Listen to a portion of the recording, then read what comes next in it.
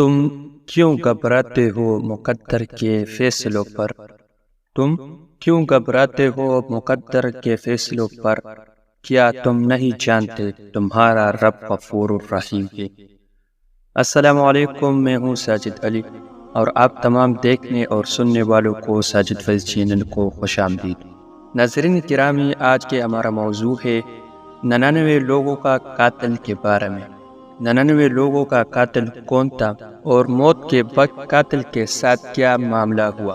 تو چلے واقعہ شروع کرتا ہوں، لیکن واقعہ شروع ہونے سے پہلے مجھے آپ تمام دیکھنے اور سننے والوں سے گزارش ہے کہ اگر آپ نے اب تک ہمارا یوٹیوب چینل سبسکرائب نہیں کیا تو برائے مہربانی ہمارا یوٹیوب چینل سبسکرائب کریں اور دوستوں کے ساتھ بھی لنک شیئر کریں اور ویڈیو لائک کریں۔ بخاری اور مسلم میں بنی اسرائیل کے ایک قاتل کا واقعہ نقل کیا گیا ہے۔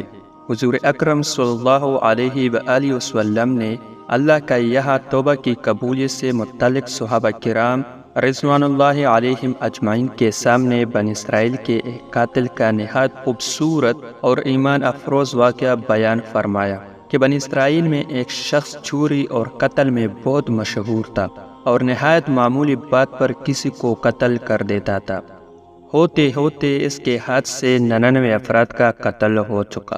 اس کے بعد اس کے دل میں احساس پیدا ہوا کہ مجھے بھی تو اللہ کا یہاں جانا ہے۔ چنانچہ یہ فکر پڑتا رہا اور لوگوں سے معلومات کرتے ہوئے سرگردہ پھرنے لگا کہ کیا میری توبہ قبول ہو سکتی ہے یا نہیں۔ کسی عالم شخص سے ملاقات کی فکر ہوئی کہ معلوم کیا جائے کہ ایسے شخص کی توبہ قبول ہو سکتی ہے یا نہیں۔ لوگوں نے ایک عابد شخص کے پاس جانے کا مشورہ دیا۔ اس شخص نے اس کے پاس جا کر مسئلہ معلوم کیا کہ کیا میری توبہ قبول ہو سکتی ہے اور کیا میری مغفرت ہو سکتی ہے جبکہ میں نے 99 انسانوں کی جان مار دی ہے۔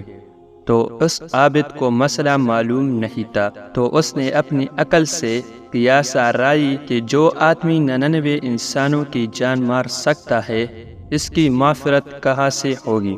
چنانچہ اس نے کہہ دیا کہ تیری توبہ قبول نہیں ہوگی۔ تو اس شخص نے غصے اور جلال میں آ کر اس کو بھی قتل کر کے 100 پورے کر دیے کہ جب میری توبہ قبول نہیں ہوتی تو لاؤ تجھے بھی ختم کر کے 100 پورا کر دیتا ہوں۔ چنانچہ اس نے 100 پورے کر دیے، مگر اس کے دل میں تردد باقی رہا کہ میری مغفرت کی کوئی شکل ضرور ہوگی۔ اس لیے اس نے لوگوں سے پھر معلومات کا سلسلہ جاری کر دیا کہ روئے زمین میں سب سے بڑا عالم کون ہے، اس سے جا کر کے معلوم کروں گا، وہی صحیح مسئلہ بتا سکتا ہے۔ آخر لوگوں نے اس کو بتایا کہ فلاں جگہ ایک عالم رہتا ہے، اس سے جا کے معلوم کرو۔ چنانچہ اس نے اس عالم صاحب کے پاس جا کر اپنی زندگی کارگزری سنائی اور 100 آدمیوں کو کس طرح سے قتل کیا ہے، سارا کارنامہ سنا کر معلوم کیا کہ آپ بتائیں کہ میری توبہ قبول ہو سکتی ہے یا نہیں۔ کیا اللہ پاک کی یہاں مجھے جیسے گناہگار کے لیے بھی مغفرت کا کوئی خانہ ہے؟ تو اس عالم صاحب کو چونکہ علم تھا تو اس نے بتایا کہ تیرے گناہ معاف کرنے میں اللہ کی یہاں کیا رکاوٹ ہے؟ اللہ کی رحمت کا سمندر تجھ جیسے گناہگاروں کے گناہوں سے بہت بڑا اور بہت وسیع ہے۔ چنانچہ اس عالم صاحب نے مشورہ دیا کہ تم فلاں جگہ سفر کر کے جاؤ، وہاں کچھ اللہ کے بندے رہتے ہیں، ان کا مشغلہ صرف اللہ کی عبادت ہے، ان کے ساتھ مل کر اللہ کی عبادت کرو اور نادم ہو کر اپنی گناہوں کی معافی مانگو، انشاءاللہ تمہاری مغفرت ہو جائے گی۔ جب اس شخص نے آدھا راستہ طے کر لیا تو ملک الموت آ گئے اور اس کی موت ہو گئی۔ اب اس کی روح لے جانا کا مسئلہ کھڑا ہوا۔ آسمانوں سے رحمت کے فرشتے بھی آئے اور عذاب کے فرشتے بھی۔ رحمت کے فرشتے کہنے لگے کہ اس کی روح لے جانا کا حق ہم کو ہے، اس لیے کہ یہ سچے دل سے تائب ہو کر عبادت کے لیے جا رہا ہے۔ اور عذاب کے فرشتے کہنے لگے کہ اس کی روح لے جانے کا حق ہم کو ہے، اس لیے کہ اس شخص نے کبھی کوئی نیک کام نہیں کیا، پوری زندگی گناہوں میں گزاری۔ اس دوران آسمانوں سے آدمی کی شکل میں ایک فرشتہ آیا۔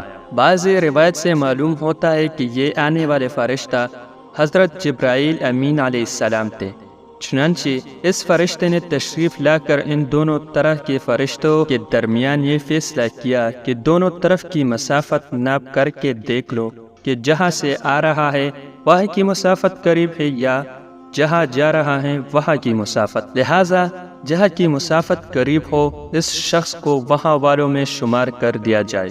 چنانچہ دونوں طرف کی زمین ناپ کر دی گئی تو جہاں جا رہا تھا وہاں کی مسافت جہاں سے آ رہا تھا اس کے مقابل میں صرف ایک بالاشت قریب ہے۔ چنانچہ فیصلہ ہوا کہ مقام معصیت سے مقام عبادت صرف ایک بالاشت قریب ہے، اس لیے رحمت کے فرشتوں کو اس کی روح لے جانے کا حق ہوگا۔ چنانچہ اللہ کی طرف سے اس کی مغفرت کا اعلان ہو گیا۔ ایک روایت میں آتا ہے، فدایت رضی اللہ تعالیٰ عنہ فرماتے ہیں، حسن نے فرمایا کہ ہم سے یہ ذکر کیا گیا ہے کہ اس شخص کے پاس جب ملک الموت آیا تو وہ شخص سینے کے بل اس سرزمین کی طرف گھسیٹتا گیا۔ حدیث قدسی میں آتا ہے کہ میں اپنے بندے کے ساتھ اس کے گمان کے مطابق ہوتا ہوں اور وہ مجھے جہاں بھی یاد کرے میں اس کے ساتھ ہوں۔ بخود اللہ تعالیٰ اپنے بندے کی توبہ سے اس سے زیادہ خوش ہوتا ہے جتنی خوشی تم میں سے کسی ایسے شخص کو ہوتی ہے جس کا جانور بیابان میں گم ہو کر پھر اسے مل جائے، اور جو شخص ایک بالاشت میری طرف آتا ہے میں ایک ہاتھ اس کے قریب ہو جاتا ہوں، اور جو شخص ایک ہاتھ میرے قریب آتا ہے میں اس کے ایک باغ پلائے ہوئے دونوں ہاتھ کے درمیان کی مسافت قریب ہو جاتا ہوں، اور جب وہ میری طرف چل کر آتا ہے تو میں اس کی طرف دوڑ کر آتا ہوں۔ حاصل اور معلوم یہ ہوا کہ انسان جب بھی سچے دل کے ساتھ توبہ کرے گا تو اللہ تعالیٰ ضرور فرمائے گے۔ انشاءاللہ یہ واقعہ خصوصاً ان حضرات کی حوصلہ افزائی اور معاونت کا سبب ہے جو کہ بڑے بڑے گناہ کر کے اب مایوس کی زندگی گزار رہے ہیں، کیونکہ شیطان انہیں مایوس کرتا ہے۔ بہرحال گناہگاروں کو شیطان کی باتوں میں آ کر مایوس نہیں ہونا چاہیے، بلکہ اللہ کی مغفرت سے اچھی امیدیں رکھ کر سچی توبہ کے ذریعے اپنے آپ کو پاک اور صاف کر لینا چاہیے۔